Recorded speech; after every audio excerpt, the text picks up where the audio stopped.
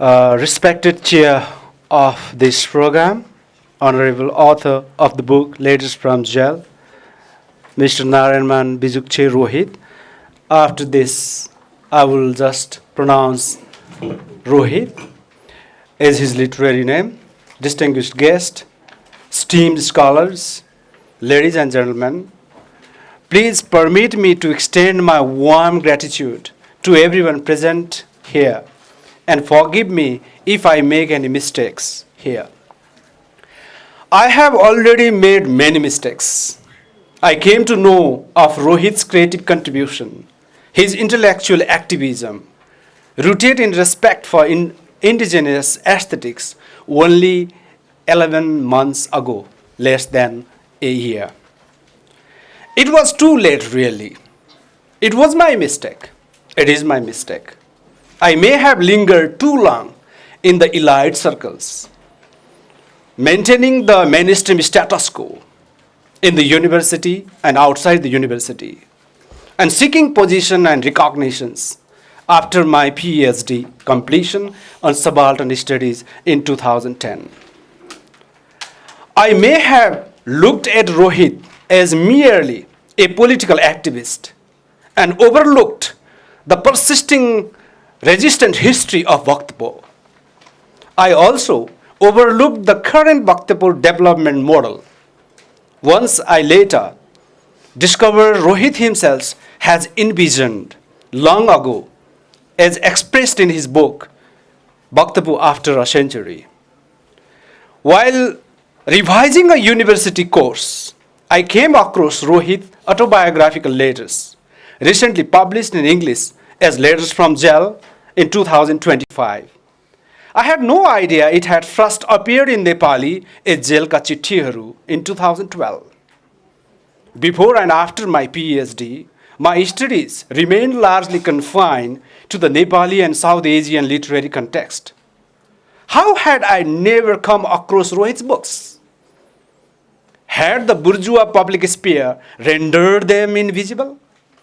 Or had I simply failed to reach the subaltern publics where the books were available? Either way, it was my mistake. It is my mistake. Many people knew Rohit as a political figure. I knew of him too, yet I didn't truly know him. His aesthetic sensibility and politico-cultural persona remain hidden. His literary words remain invisible to me. My circles of professors, writers, intellectuals, and activists rarely spoke of his works. My knowing was, in fact, in truth, unknowing of Rohit's collective contribution to the community that was also my own community. His contribution speaks equally to a global community, offering an alternative model for writing and rewriting the history and for empowering the people as insurgent intellectuals, where his community itself became a permanent persuader. Here, the individual dissolves into a collective force, community agency. To grasp this fully, we need a different angle of vision. We need to decolonize our mind. And indeed, we also need to decolonize our sensory organs and emotional intelligence. I neither know Rohit's works nor had read any of it until 2024. Even though I had read and taught many other prison narratives. Martin Luther King Jr.'s Letter from Birmingham Jail, much of Antonio Gramsci, including the prison notebooks, Ngugi wa Thiong'o's Detained, a Writer's Prison Diary, Shirin Ebadi's From the Living Room to the Courtroom, and Iran Awakening, Dr. B.R. Ambedkar's Letter from Ambedkar to W.E.B. Du Bois, B.P. Koirala's Jail Journal, Jangbahadur Rana's Belayat Yatra, Lansing Bangde's Muluk Baira Ma, and the list goes on.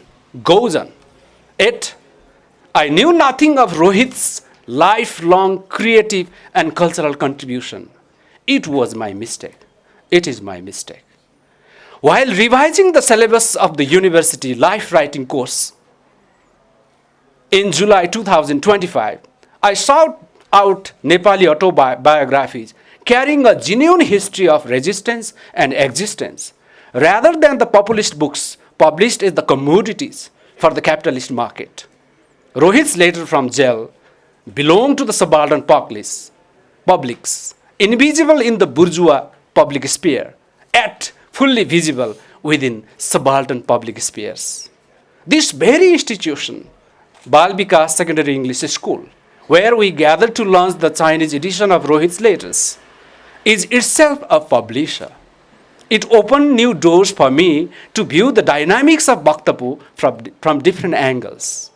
A Guti school publishing a book that carries a geopolitical cultural history of resistance and resilience struck me as a singular model, one that, through the intellectuals here, helped me to begin research from the history from Belo perspective, grounded in Bhaktapur.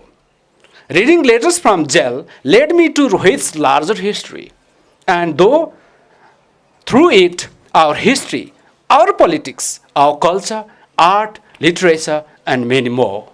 The book first drew me towards the hidden history of the oppressed community, and then towards the Bhaktapur development model.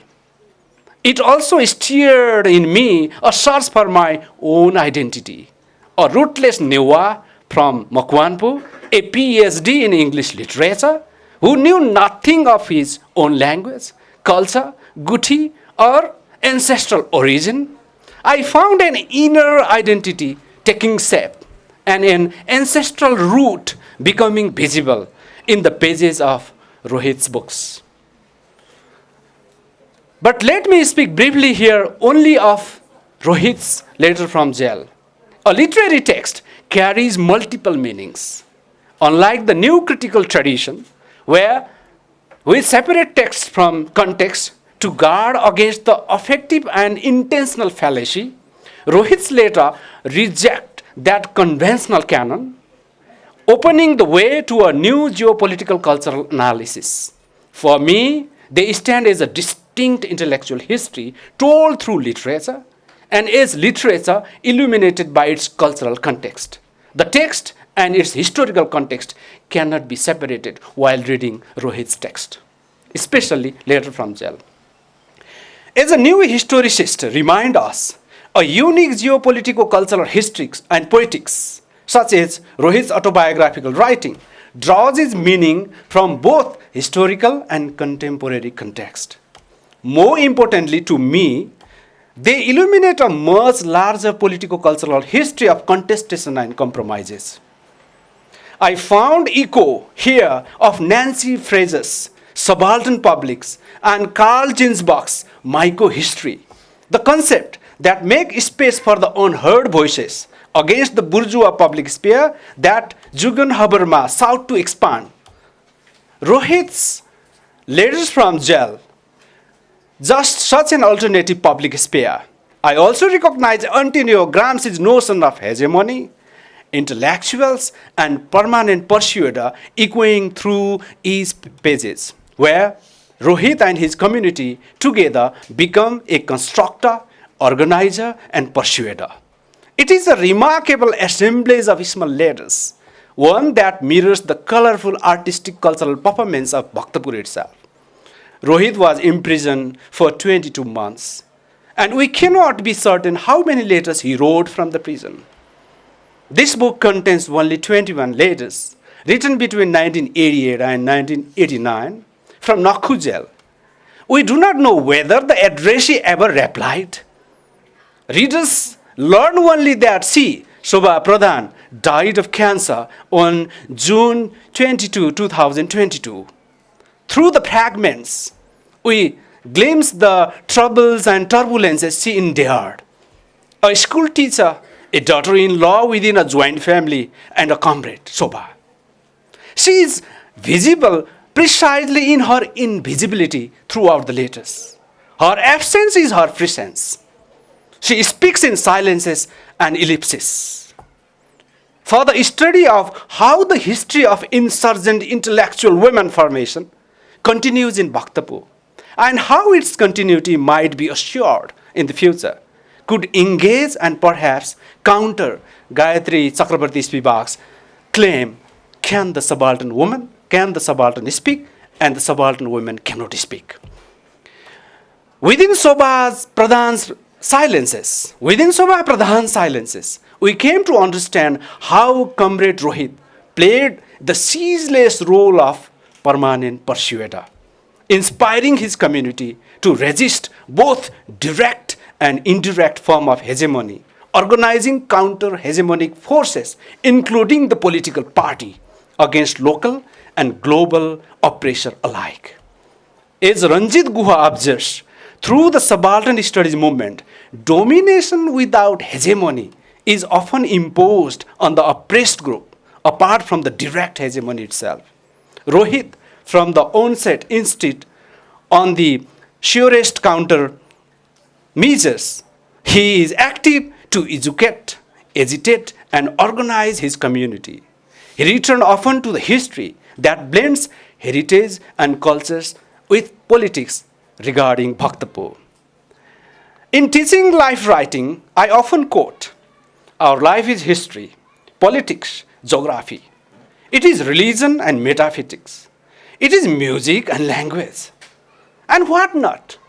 An autobiographical text is everything." This holds truth in Rohit's autobiographical letters too.